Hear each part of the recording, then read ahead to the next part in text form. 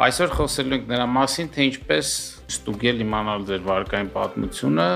եթե չունեք, ինչպես սկսել այն կառուցել եւ ինչպես բարելավել, եթե արդեն իսկ ունեք։ Անդրադառնանք վարկային պատմությանը։ Այսպես վարկային պատմության համար Հայաստանում գոյություն ունի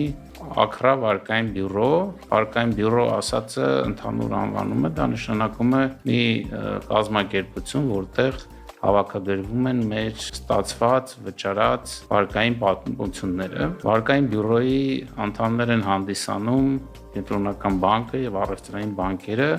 եւ հնարավոր է նաեւ այլ կազմակերպություններ։ Գնալով akra.am կայք, աջ վերևի անկյունում կարող եք տեսնել գրանցման կոճակը։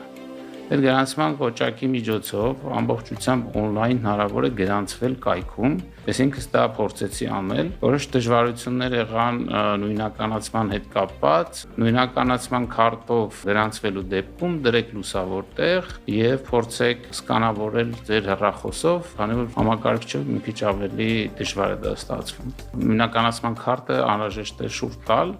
որպեսզի երկու կողմը սկանավորվի եւ դրանից հետո պետք է դեմքը տեսախցիկի առաջ սկանավորել կամ նկարվել, որից հետո կստանաք հաղորդագրություն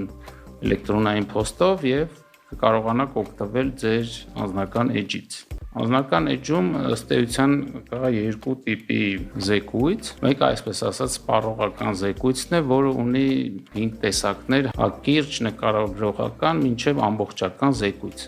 Ամբողջական զեկույց ամբողջությամբ անվճար տարեկան մի անգամ կարող է ստանալ ցանկացած կայքում գրանցված անձ։ Ամբողջական զեկույցում կարող են գտնել վերջին 5 տարվա ընթացքում ստացած մեր բոլոր վարկերը ըստ բանկերի,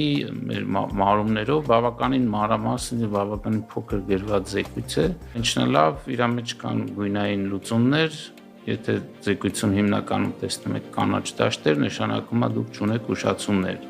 Այն դեպքում, երբ որ կպատահեն դեղին, նարնջագույն կամ կարմիր լուծումներ, անպայման պետք է ուշադրություն դարձնել։